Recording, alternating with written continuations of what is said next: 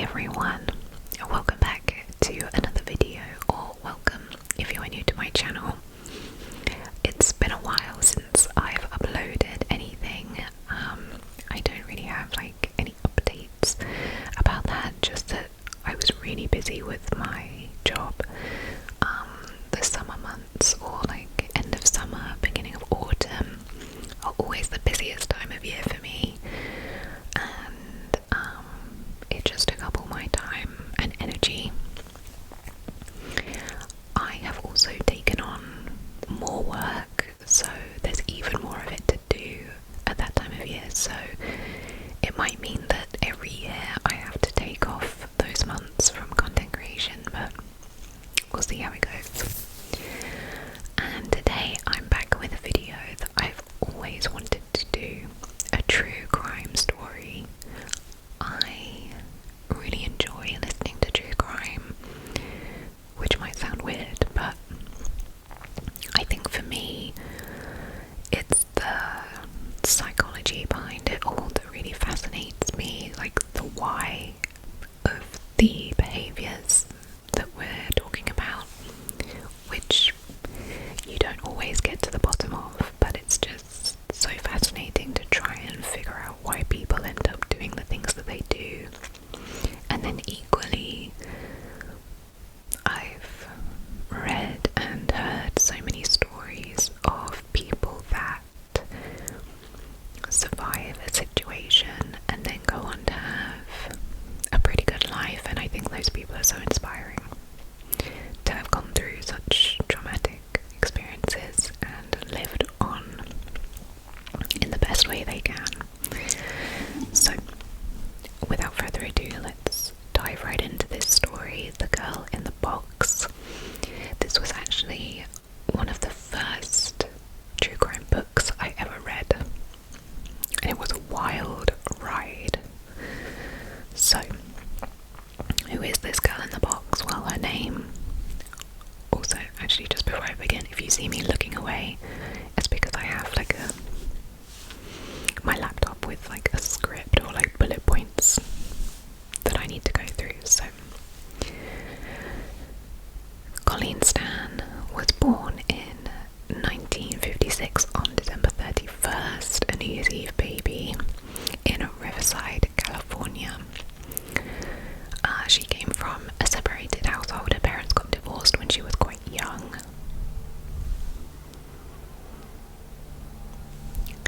Of course there's a plane just as I film, but hopefully it's not too loud.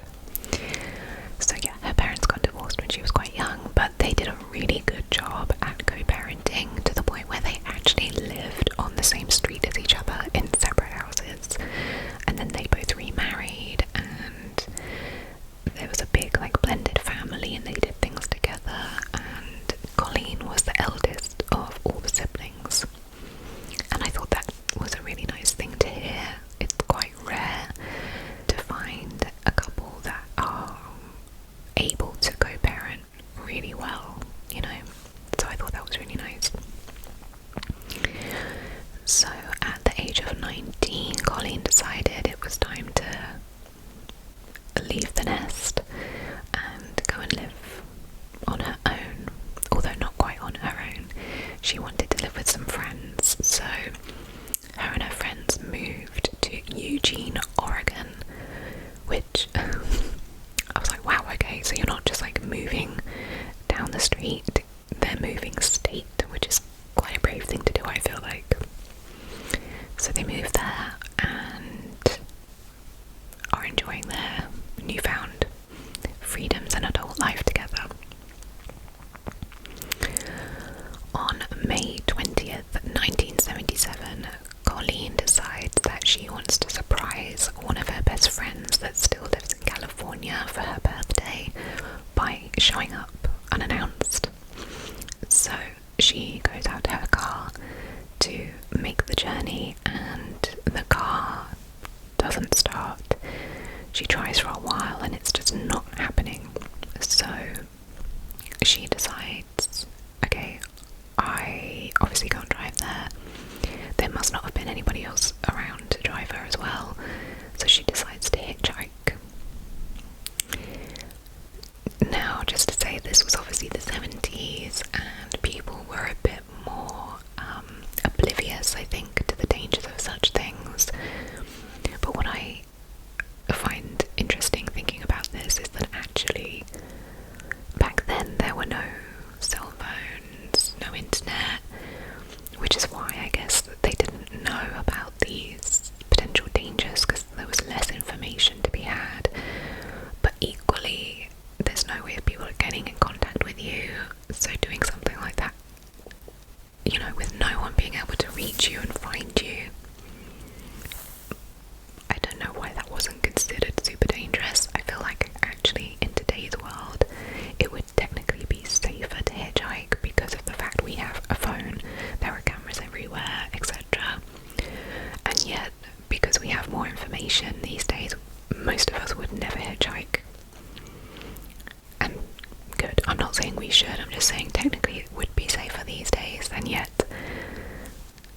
it was considered safer back in a day where none of these things existed. But anyway, I digress.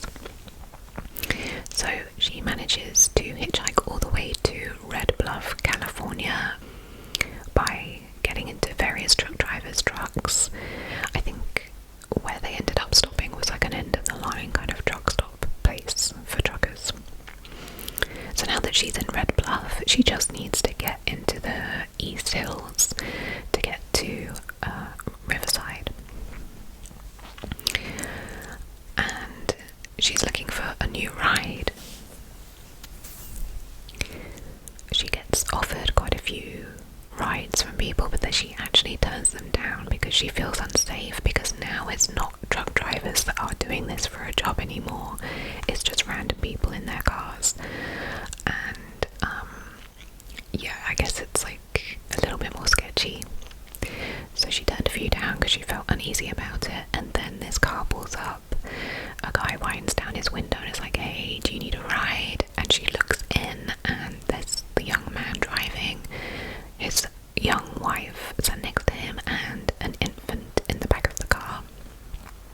So she's like, okay, well, this is like, you know, a nice little family, seems quite safe, I'll get in with these guys. So she gets in and she tells them, I need to go to Westwood, California, and they say that's where we're headed anyway, so yeah, it's totally fine, we'll take you there.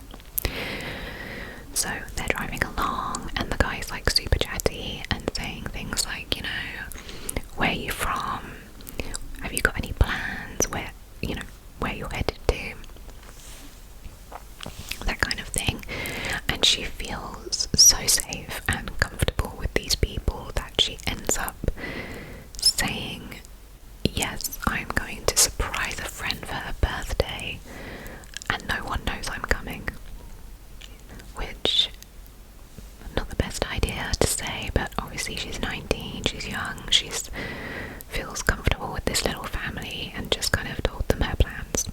So as time passes, on their way to Westwood, the couple say, oh, we need to get some gas, and she's like, yeah, sure. So they pull over at a gas station and Colleen uses the restroom, and she says that while she was in the restroom she got this overwhelming sensation, like a gut feeling of, I need to get out of this situation.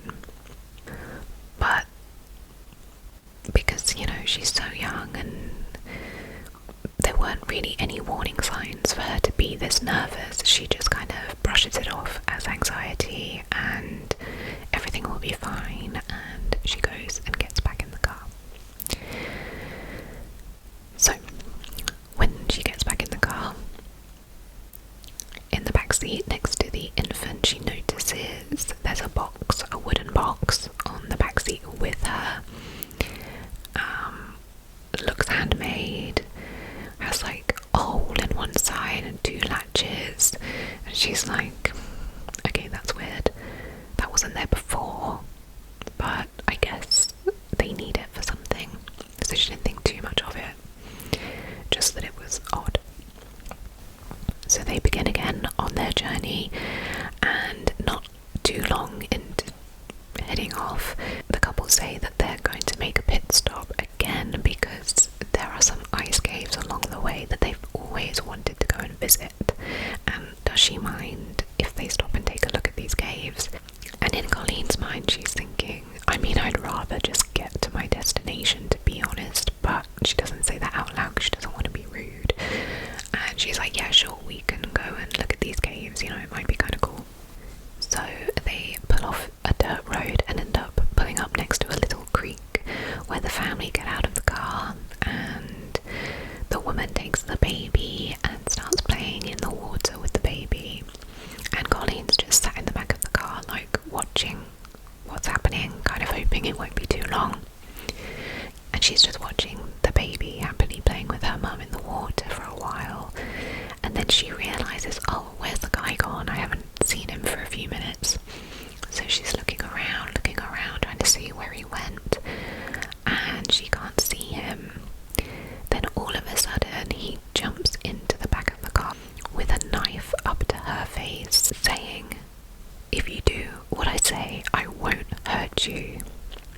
And she's like, obviously freaked out, and it's like, oh my god. And she's like, yeah, okay, I'll do whatever you want, like, please don't hurt me. He ties her up, grabs that box that's on the seat beside her, and puts this box over her head and locks it. He's locked her head in this box, and that is precisely what this box was made for. She's obviously screaming and crying and flailing around, and unfortunately it would turn out that all these screams and cries are futile, not only because they're in an isolated location, but because the box has been soundproofed. In her panic, she remembers, oh yeah, the woman and the baby are still in the creek. It'll be fine when she comes back to the car, because there's absolutely no way this woman is going to be okay with what's happening here. And she'll like come to her rescue. Unfortunately, that doesn't happen. The woman comes back to the car, gets into the passenger seat with the baby, and just acts as if nothing untoward is happening, and does not attempt to help Colleen in the slightest. So the car starts driving again, and they end up driving back to their home in Red Bluff.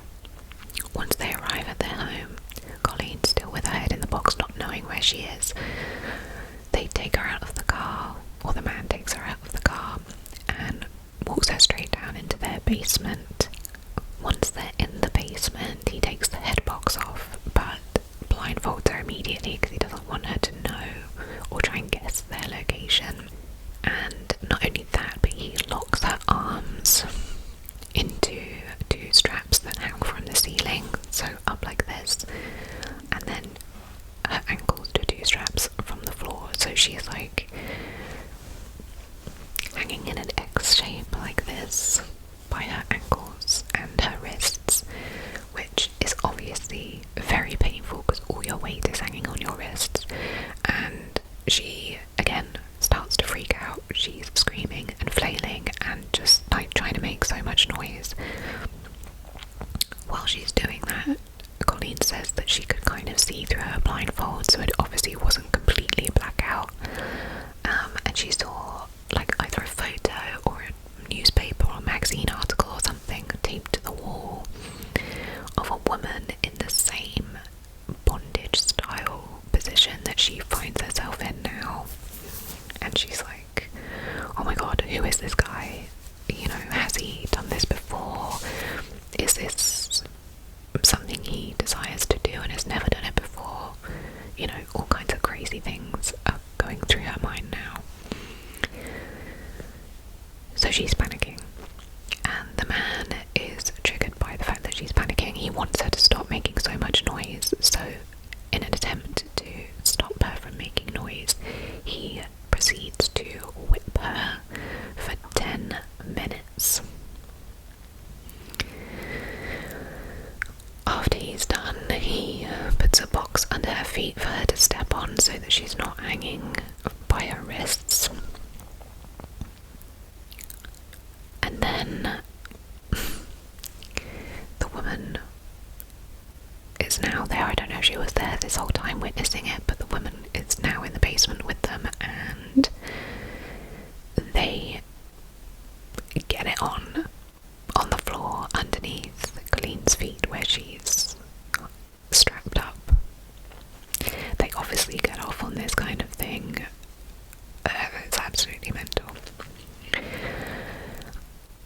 So once they've finished their activity, the man takes her down from the straps and puts her head back into that head box. And then he puts her body into a separate box. So she's got her head in a box, and now her body is in a box that has chains built into it. So again, her wrists and her ankles are in chains. And the way that this box is set up is that the chains keep her slightly elevated, so she can't just like rest in this box. She's up. Again, causing so much agony for her. And he leaves her like this all night until the next morning. So that next day, the man comes down back into the basement and takes her out of the body box and then puts her on another contraption that he calls the rack, which he handcuffs her to. Again, hands and feet. Her head still in the head box, so she can't see what's going on. And then he just leaves her there for a day. This poor girl. At one point he does bring her some food, but of course Colleen is extremely frightened and just sick to her stomach, so she doesn't eat, and her not eating makes this guy very upset. He then takes her and puts her back in those straps hanging from the ceiling and proceeds to whip her for not eating the food that he brings her. After that, he puts her back on the rack, handcuffed to it, in the head box, and he takes off all her clothes, and then he leaves her on this rack in this way for 10 whole days. After these 10 days, he puts her back into the body box, and this is where he starts to establish a routine with Colleen. She was allowed out of the box once a day for about 20 minutes, and that was only to either eat or use the bathroom under his supervision. And as a special treat, every once in a while he would get her out of the box for a little bit longer, so like maybe 30 minutes instead of 20. And that was only because he wanted to practice different bondage techniques on her, like whipping with a handmade device, constricting her breathing. He tried shocking her with electric cords, submerging her underwater until she almost drowned, and burning her pubic area with a heat lamp.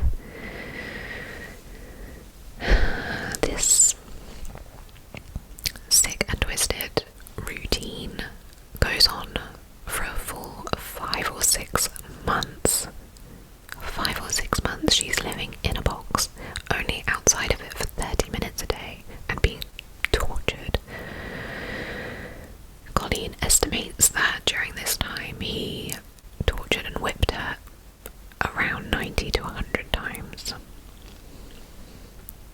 I just don't know how anyone survives this kind of thing. Like, I think I would die of claustrophobia first off, with my head in that box. So after these roughly 5 to 6 months have passed, it turns out that he's now built a different box for her. This was a triangular shaped box that fit underneath the stairs of the basement, and this is where Colleen was going to live. And around this time, this is when Colleen gets a first glimpse into who this man is. During one of their bondage sessions, Colleen spotted his belt, and it looked like his belt had the name Cameron on it. So now she's like, okay, I know this guy's name. Also, during this time of living in the box under the stairs, Colleen says that Cameron approaches her with a piece of paper and says he needs her to sign it. So she looks at it and realises that what he's given to her is a slave contract.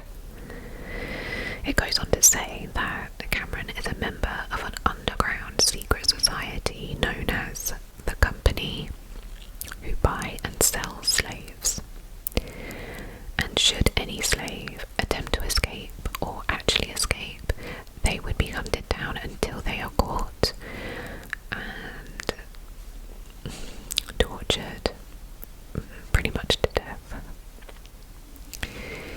tells her that the company have members everywhere and they are constantly watching their members and surveilling the slaves that belong to the members of the company. They're always watching you. Their eyes are everywhere and you cannot escape them. And obviously, because of the condition that Colleen has been in now for like 6 months or more, completely isolated, tortured, malnourished, just her mind must be an absolute mess. She believes this to be true. I mean, she must be almost absolutely losing her mind at this point, like feel like she's going insane. So yeah, she reads this and she's like, oh my gosh, he's part of some crazy company who do this to other people. So she's looking through the contract, and before she signs it, she notices names on there that she doesn't recognise, a Michael Powers and a Janice Powers. And she was like, oh, I thought your name was Cameron. And he says it is, but in the company he uses the name Michael Powers, like his alias. He doesn't tell her his real last name, of course, but I'll tell you guys his name was Cameron Hooker. And he was only 23 when this was all happening, which is wild to me. Like, oh, Cameron Hooker was born in November of 1953 to his parents and a younger sibling, and they moved around a lot, which obviously didn't give him much stability. It didn't really give him the opportunity to form many friendships or any type of relationship. His family eventually settled in Red Bluff in 1969 when Cameron was 16, so until then he was just constantly moving around. He graduated high school at 18 in 1972 and then got a job at the local lumber mill, which is where he met Janice, his wife, who was 15 at the time. Janice was very shy and insecure, and yeah, I think Cameron was attracted to that shy, you know, kind of meek character, because maybe it made him feel like he could do whatever he wanted with her and she will just do anything to please him. So that's just a little bit of a background on Cameron. Anyway, so now back to the present moment. She's got this contract and she's signed it because, I mean, what else is she going to do at this point? She's just trying to keep herself alive. So she's signed this contract and they give her a new name, so they start calling her Kay instead of Colleen, but I will continue to refer to her as Colleen. Things somewhat improve for her. Now that she's signed this contract, Cameron allows her more time out of the box. And when she is allowed out of the box, she's allowed out for a longer period of time. So he starts letting her like upstairs out of the basement and makes her do housework for him and his wife. And she could only refer to him and his wife as Sir and Mum. She had to kneel and bow and ask for permission before doing absolutely anything. But, you know, this was preferable to spending 24 hours, almost 24 hours in a box. Up until this time, Cameron hadn't forced himself on Colleen sexually because the number one rule from his wife was that he was not allowed to do that. She was kind of like, do whatever else you want, but that's not okay. But now, you know, it's probably 7-8 months at this point, maybe 9, and he's thinking, it's been long enough, I can do that if I want to, I'm allowed to do whatever I want. So he decides that's what he's gonna do, and not only is he just gonna do that to Colleen, but he's gonna do it in front of his wife and make her watch. What a sicko. Ugh. So this happens and his wife Janice just loses her mind. She becomes physically sick at witnessing this, like, she just, yeah, a really bad reaction to this that actually makes Cameron kind of take a step back and be like, oh crap, you know, maybe I shouldn't do that. Obviously, Janice really is affected by this, so it doesn't happen again for quite a while. In April of 1978, and it's now been 11 months that they've had Colleen in a box. She's now 21 and still living in that box under the stairs. But now Cameron and Janice have decided they need to move and downsize into a smaller home. It also seemed like Cameron was getting a bit paranoid, you know, it's been going on for quite a long time and he's worried about, I guess, people noticing things.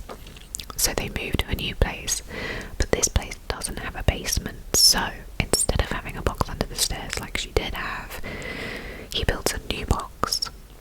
And this one, God, is coffin-sized and goes underneath their waterbed. Oh yeah. He says to Colleen, oh look, I've made it a bit more spacious for you. You know, he's trying to make out like this is great. It's got room for a bedpan in there. He puts a little radio in there. So he's trying to make out like it's, you know, the life of luxury for her. But now that she's been put in this box under the bed, he makes her spend 23 hours a day in this box under the bed. Colleen said that the only way she could keep her sanity while in this box was by focusing on happy memories with her friends and family and just fantasize about being with them. Like, she kind of dissociated and left her body. Imagine she was somewhere else this whole time, which, you know, that must be the only thing you can do in this situation. And she also said that her faith in God helped keep her going through this whole ordeal. So now they're in this new place. Janice announces she's pregnant with another baby, and in September of 1978 she gives birth in the bed with Colleen in the box underneath. Oh my god. I laugh because it's insane, not because it's funny. In June of 1980, Janice ends up getting a job because obviously now there's another mouse to feed. They need more income. And while Janice is out at work, Cameron starts letting Colleen out of the box again for more time. So he makes her like do the dishes and cook him dinner, stuff like this. But obviously that's a huge relief for Colleen to actually be out of the box again. And they started to feel more comfortable with Colleen being out and about again. And they just start giving her more responsibilities around the house. She's basically a maid for them, you know, housemaid, doing all the cleaning, all the house chores, the cooking. And this becomes their new norm. And they even allow her to like play with the children. So she's creating a bond with the kids at this point. So the kids probably look at her like a nanny. And this goes on for 3 years. They live this life of her living in a box under the bed, them letting her out to do all the house chores and feed the kids, and then she sleeps back in the box for 3 years. So after 3 years, they end up giving Colleen more freedom. They allow her to sleep in the bathroom, but she's still chained to the toilet in the bathroom, but they allow her to sleep in the bathroom instead of in the box. And yeah, there were just like not that many restrictions now, because she could play with the kids and she was even eating meals with the family. She wasn't just cooking for them now. They would allow her to sit and eat her dinner with the rest of them. But unfortunately, even though she's having more freedoms, during this time Cameron is now forcing himself secret this time, so his wife Janice doesn't know this is happening. So when she's at work, he is, you know, forcing himself on Colleen. So, you know, she's getting more freedoms, but she's now getting this kind of treatment as well. But like I said, it's been like 3 years at this point, just over 3 years, and they've formed this really weird, dysfunctional family unit situation. So one of the freedoms they actually allowed Colleen to have is that she could go for jogs. Now I know what you're thinking. If she was going on a jog, why on earth did she not run away? And I know, like, we all think the same thing. Why on earth did she not just escape if they're allowing her out? Well, you remember the company that, you know, they told her about and made her sign this contract. She still absolutely believes in this, and Cameron reinforces this belief almost every day. He reminds her constantly, you're being watched. If you ever try to escape, not only is your life in danger, but your family is in danger as well. He tells her that the company keeps an eye on all slaves' family members, so that should they try to escape, they will pay the price. So she's essentially been brainwashed, you know, through torture, malnourishment, just isolation, just severe abuse, that she really believes that this company exists and she's protecting her family by not trying to escape. But also, something else to mention here is something called Stockholm Syndrome. So, Stockholm Syndrome is when a victim starts to form like a deep psychological bond with their captor, and it's named after an incident that happened in Stockholm in 1973-ish, where a bunch of hostages of a bank robbery, started sympathising with the robbers, and they even went so far as to refuse to testify against them in court because they had so much sympathy and empathy for them. So I know this sounds really weird, but it actually makes so much sense that the brain will try and warp your reality so that rather than seeing your captor as a monster, it's trying to find a way to make this situation more able to be dealt with and coped with, and trying to make it seem better than it is so that you can cope and continue to live. So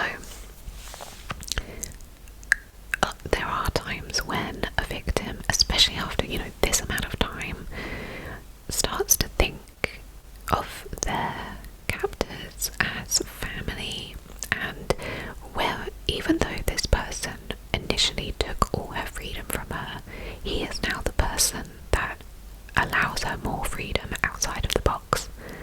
And so it's weird, the brain's like, oh, he's not your captor anymore, he's actually the person that's allowing you these freedoms and giving you life.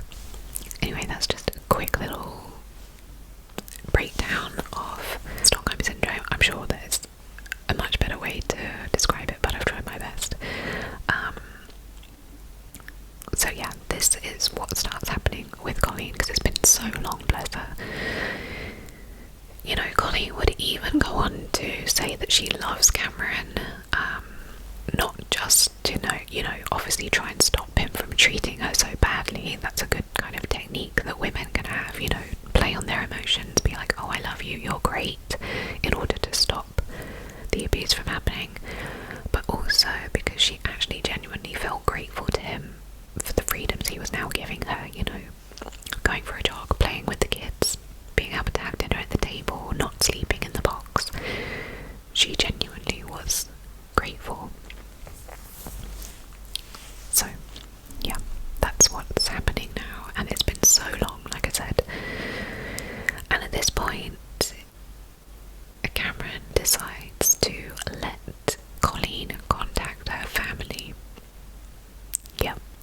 obviously Colleen's been gone for over 3 years at this point, and her family have been through absolute hell wondering what happened to her because she just disappeared without a trace, and no one knew of her whereabouts and what happened to her.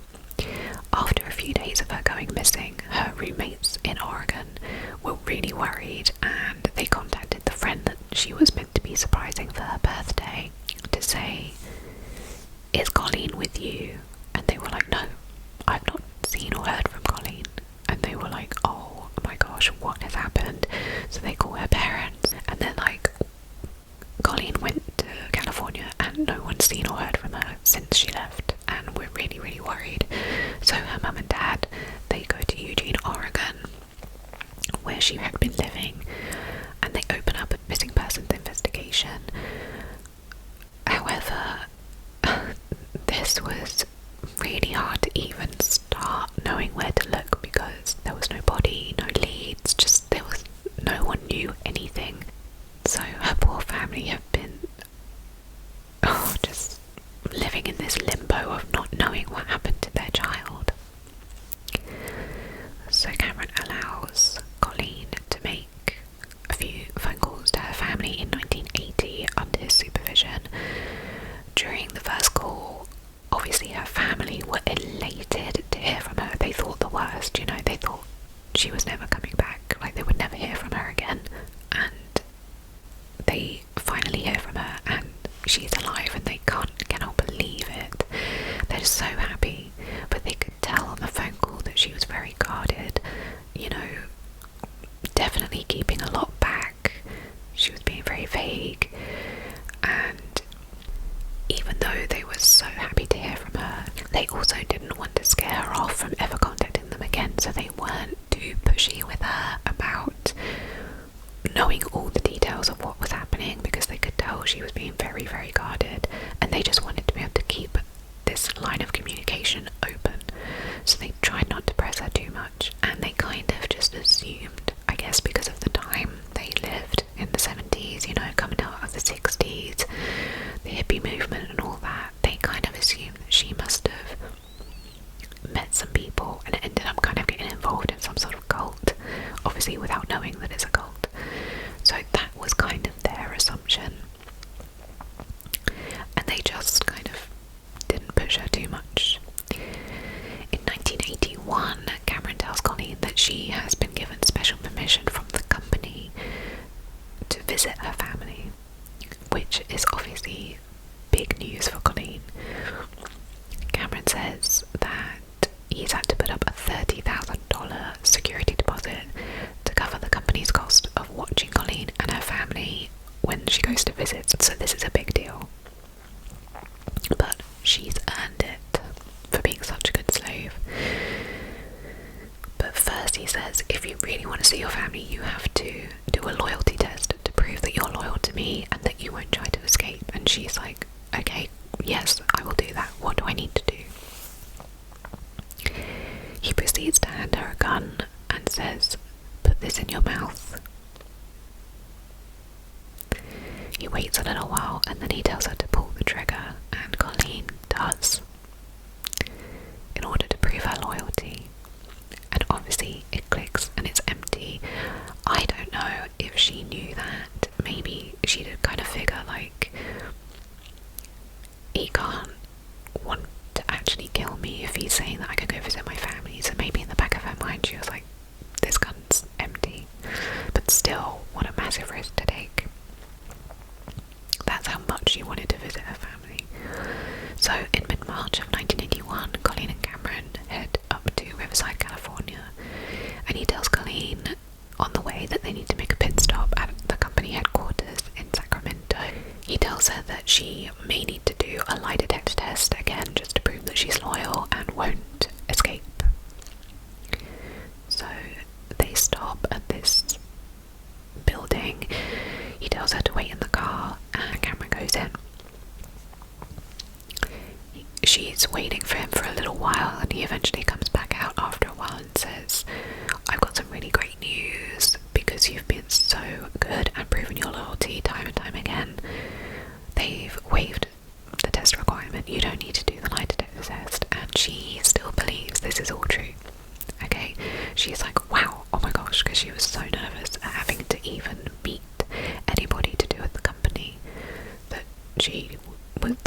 fail the test out of nerves. So she's really relieved that she doesn't have to do this test, and they go and drive on to Colleen's family home, where she is finally reunited with her family after over 3 years of being away. Obviously, the family are just thrilled to see her and have her back in their arms again, but also they're still trying to be cautious because they don't want to scare her away. And Cameron actually leaves her alone with her family for the entire day. He says, you know, you just enjoy the time with your family and I'll come pick you up later. He obviously trusts her devotion to him at this point. You know, it's been over 3 years of complete brainwashing. So while he's away, Colleen actually tells her family that Cameron's her boyfriend in order to keep them from asking too many questions. Obviously later on she says that she wishes she could tell her family the complete truth, and she really wanted to, but she felt like she was protecting them by not telling them anything, because she really thought this company he was a part of was real and that they would harm her family. At the end of the visit, Cameron comes and picks her up, and he decides that Colleen had been too comfortable with her family and that he's going to punish her for that. So basically he gave her this lovely day and now he's going to punish her for it. And he does that by putting her back in the box under the bed full time. Colleen lives in the box for most of the time, only getting out to use the bathroom from March of 1981 to May of 1984. Oh, this poor girl. During those years, one time she was out of the box to use the bathroom, and when she got back in, there was a photo of a young woman in there that she didn't know. She'd never seen her before, and she's kind of like, what's this? Like, who is this person? But she doesn't dare ask about it. So, but it's an important point, and I'll come back to that later. So now in 1982, while she's obviously in this period of living under the bed again in the box, it comes to Janice's attention what Cameron is doing to Colleen, you know, in terms of sexual advancements, and she is not happy that he's broken her one rule. But Cameron has decided to bring the Bible into the situation in order to try and control Janice and justify his actions. He would say that it's her wifely duty to follow her husband's lead and that she just needs to mind her own business basically, and just uses the Bible against her so that he can just do whatever he wants. In 1984, in January, Cameron started to let Colleen have more freedom again after like almost 3 years living under the bed in a box. He starts slowly letting her out at night again so she can sleep in the bathroom on the floor. But also at this point, the family really needed more income. They were struggling hard. And so in May of 1984, they actually allowed Colleen to get a job as a housekeeper in a hotel not too far from their home called the King's Lodge. Sometimes Janice drove her to work, and sometimes they would allow Colleen to ride a bike there, which again, people hear this story and they're like, she's been in the box for 3 more years, how has she not wanted to escape? And she does want to, but the brainwashing, the fear of the company, and them harming her family keeps her from doing it. So she's got a job now, and of course all her money has to get given to Cameron. On occasion he would let her keep like $20 for herself.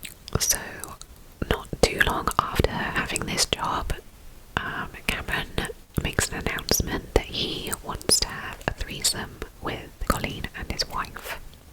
Of course, Janice is not happy about this, but he uses the story of Abraham from the Bible, and I'm not too familiar with it, but apparently the story is wife Sarah are fairly old in age and are struggling to conceive, and so Sarah says to Abraham that he could sleep with their handmaid, and if a baby was conceived, then she could have the baby and they would raise it as their own. And so he takes this story and kind of warps it to suit his needs. So even though Janice isn't happy about this at all, he basically convinces her that this is a good idea, and if she says no, you know, he would punish her. And it is around this sort of time that something starts to shift in Janice's mind. Maybe it's because she's getting older and she's like, you know, actually maturing to the point of being able to realise really what's going on, because essentially she has been groomed by Cameron since the age of 15, so she doesn't really know any better. So she's kind of a victim as well to Cameron. And so now Cameron's telling her that he wants to marry Colleen and have 2 wives as well. In July of 1984, Colleen and Janice start attending church together, and one day Janice actually decides to confess to her church pastor about everything that's been happening for the past 7 years it's been now. Oh my gosh, that must feel like an eternity for Colleen. 7 years, and she confesses everything, and this pastor just says to her, leave him, get out of that situation, take Colleen and go. And then he also says, obviously, report it to the police. And that was it. The pastor himself doesn't report this. I know that there's some kind of like confidentiality situation in confession, but oh my gosh, I think they should make exceptions for this kind of situation. This is absolutely insane. How could you not report this? So anyway, nothing happens for a while because Janice is too afraid, I think, to actually do anything about it. But on August 9th, Janice is taking Colleen to work at the hotel, and she goes back to the church and talks to the pastor again about everything that's been happening, and he just says the same thing to her. He urged her to leave, and this time she actually listened. So she went back to the hotel, picked up Colleen, and told her for the very first time in 7 years that the company does not exist. Can you imagine? 7 years of your life you've spent thinking that this company is gonna come after you and your family if you don't do as you're told, and if you try to escape, and then you find out that that's all a lie. Your world would just come crashing down around you. You could have escaped so many times and you didn't because you really thought the worst would happen. So the two went back home and decided obviously not to tell Cameron anything. They're just acting like everything's normal because they're so afraid. And then the next day when Cameron goes to work, Janice and Colleen take the children and they head straight to Janice's parents' house, which wasn't very far away. From there, Colleen calls her parents and says, I need some money to help me get out of where I am and get home. She didn't tell them everything, she just said, I need some money to get a bus, and they were like, absolutely yes. So they wired her some money and she was able to catch a bus the next day. The last thing Colleen did before she left was she called Cameron up and told him, I know the company isn't real and that this has all been a lie, and I'm leaving and there's nothing you can do to stop me. And according to Colleen, Cameron broke down and bawled like a baby because he knew that was it, the game was over. So the next morning, Colleen arrives at her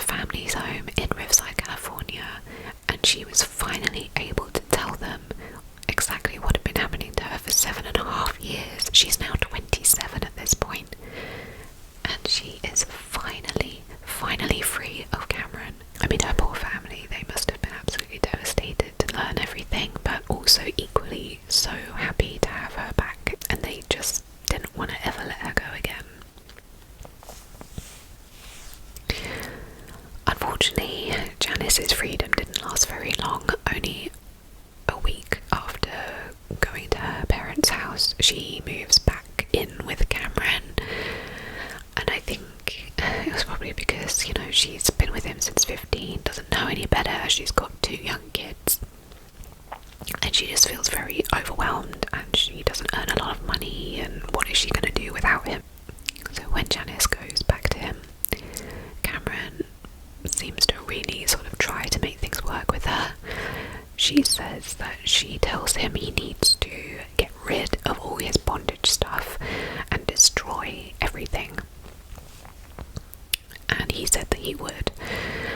But Janice, she's having panic attacks. She can't eat, she can't sleep. She's just not in a good way at all. And she's also really worried that because Colleen's no longer around, that Cameron's going to turn his attention to her and do all these crazy things that he was doing to Colleen to her.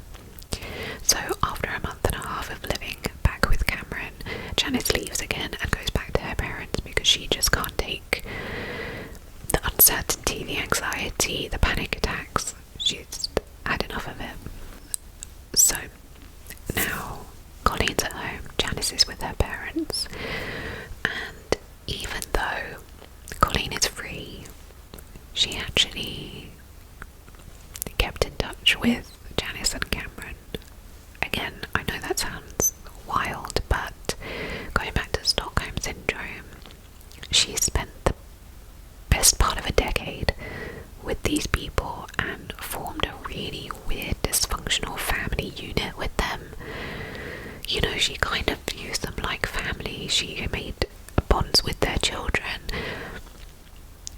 Yeah, the mind has, you know, her reality has been so warped that she does, despite everything, see them as friends or family, so she keeps in touch with them.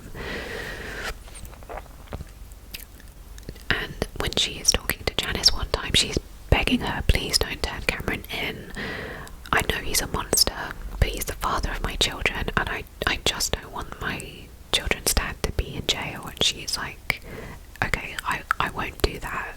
I'm free now anyway, and I just want to kind of put it behind me, which, you know, that's a pretty common trauma response, to just be like, I don't even want to think about any of that. I just want to act like it never happened.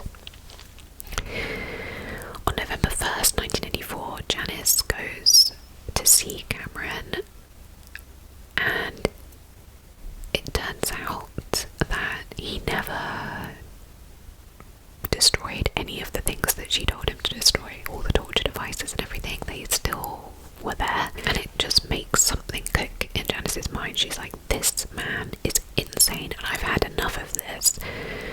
So the following week, she actually ends up confessing to a friend what's been going on with her family life with Cameron and everything that happened with Colleen, and somehow this friend was able to get through to Janice that this is terrible and she has to go to the police.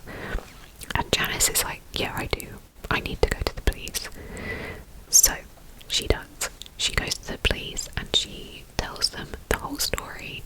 But before she tells them absolutely everything, she says that she needs immunity for her children's sake, and they give it to her. So Janice has immunity. She can't ever be tried for any of these things that have happened.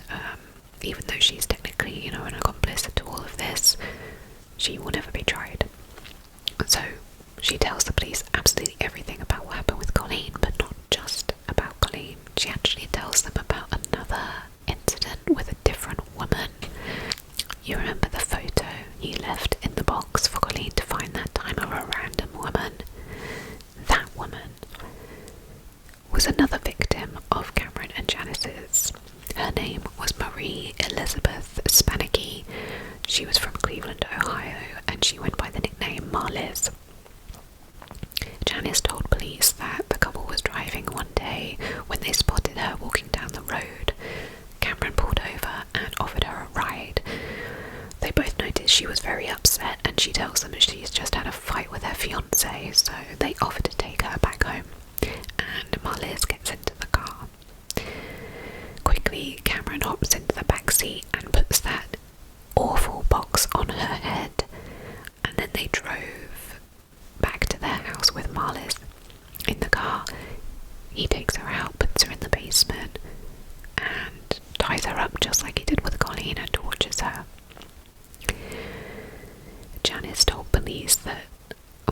Janice was his quote-unquote toy.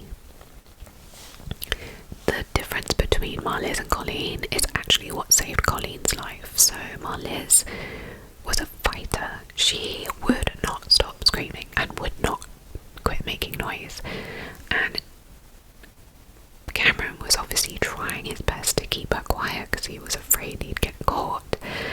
And she just wouldn't. And so in an attempt to keep her quiet, Cameron tried to sever her vocal cords with a knife. Now, obviously, he's not a surgeon, he has no clue what he's doing, so this ends up taking her life.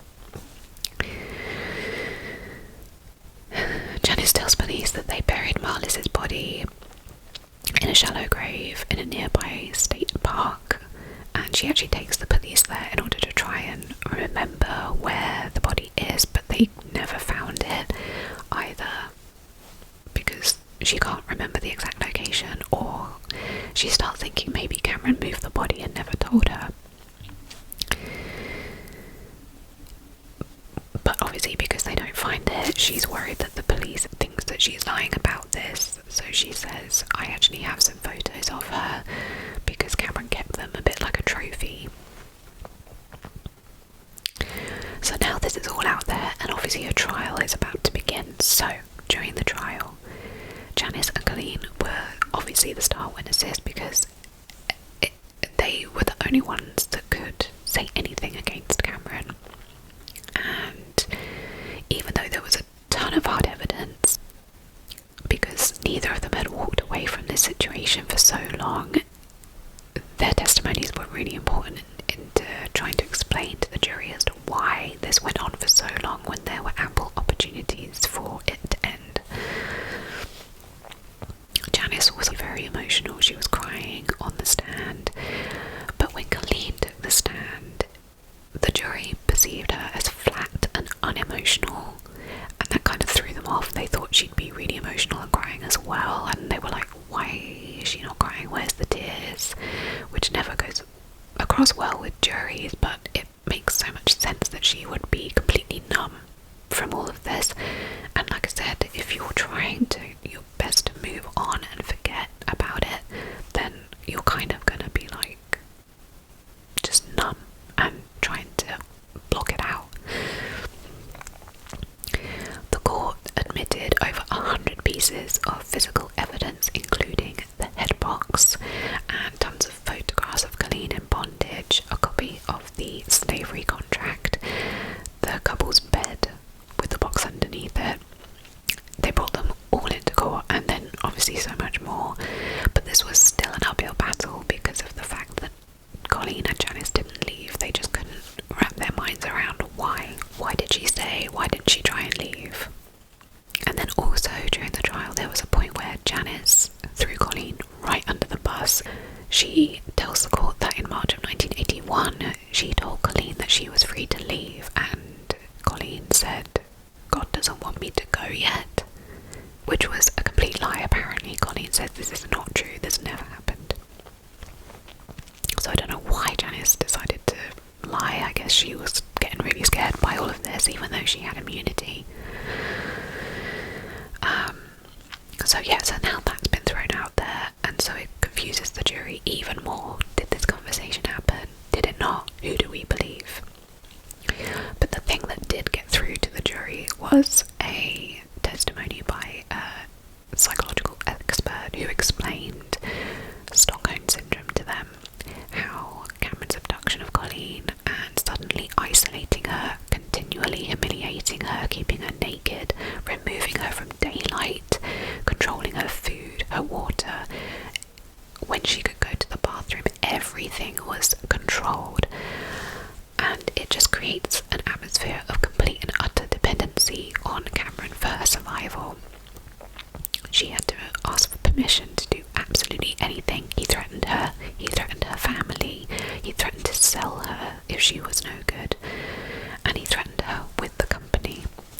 So the psychologist, lays all this out on the table and says that all of this has established a new life pattern for Colleen, and it's a very, very effective technique.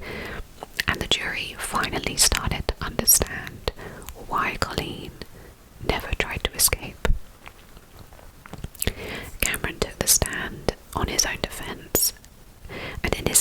testimony, he said that everything he did with Colleen was consensual and that she enjoyed it. He said he didn't release her at first because he was afraid she would go to the police, but there was a point where he tried to set her free and Colleen chose to stay because she was in love with him. So, you know, he's just trying to keep the confusion going. It took 2.5 days of deliberation for the jury to find Cameron Hooker guilty, thank goodness, on pretty much all charges, including a kidnapping with the use of a deadly weapon, forcible oral copulation, penetration with a foreign object, forcible sodomy, and 6 counts of rape. I don't think I can say the actual word on YouTube. He was sentenced to 104 years in prison, and after sentencing, the judge even said that Cameron was, quote, the worst psychopath I have ever dealt with. Despite Janice's confession and all the other circumstantial evidence surrounding the case of Marliz, the other woman that she told them about, without a body, they couldn't charge him on this. And without a confession from Cameron, there was just nothing they could do because there was no hard link for him and her murder, which is very unfortunate for the family of Marliz. They never get closure or justice, and that's very, very sad. So now, after the trial, he's been sentenced, he's gone to jail. Janice changes her name and goes on to become a social worker. She gets remarried and she just lives her life. And Colleen became a counsellor to help other women that have been through horrific circumstances and have survived them, and she finds healing by helping others and sharing her story. She's done interviews and documentaries, and she's still so close with her family. They actually celebrate the anniversary of her escape every year. They obviously are very, very protective of her, and hopefully she is able to somewhat continue life as best she can. You know, after this, I mean, you're never going to be the same again, are you? But I'm just glad that she came out of this alive. This story is just absolutely wild. I have nothing but admiration for Colleen and the fact that she was able to get through this. And I'm glad that he's locked up and he's not getting out of there. Janice, on the other hand, you know, a lot of people think Janice should have got some sort of repercussions for her part in this, and to be honest, she probably should have, but I think they had to give her immunity in order to learn all the details. So unfortunately she doesn't pay the price, but also I guess Janice is kind of a victim as well. As I said, he groomed her since the age of 15. She didn't know any better. So, but she was still in the wrong as well. But yeah, it's a very, very sad story, but it does have that positive ending that Colleen does break free and she is back with her family, and I'm just so pleased that they are able to get back to a family unit. And that is the story of The Girl in the Box. I hope you enjoyed it, you guys. If you did like it, please let me know by leaving a comment or a like, because maybe I'll do some more of these. Yeah, thank you so much for watching. I hope you sleep well and take very good care of yourselves, okay? Night night.